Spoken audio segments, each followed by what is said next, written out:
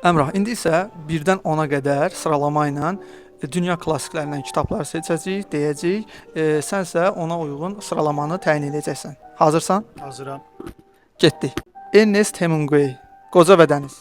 Qoca və Dəniz yaxşı əsərdir. Xüsusilə də Hemingway'in Nobel mükafatı və Pulitzer mükafatı almağında xüsusi rolu olub. Düşünürəm ki, qoya bilərəm 7-yə. Jane Austen, Qürur və Qərəz. 6. Mikhail Bulgakov, Master və Margarita. Ardıcıllıqla gəlir. 5.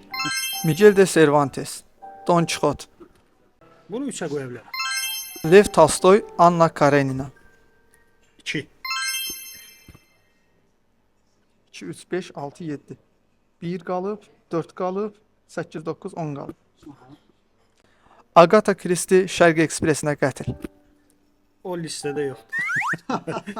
Yox, elə şey yox. 10. Gabriel Garcia Marquez, 100 ilin tənhalığı.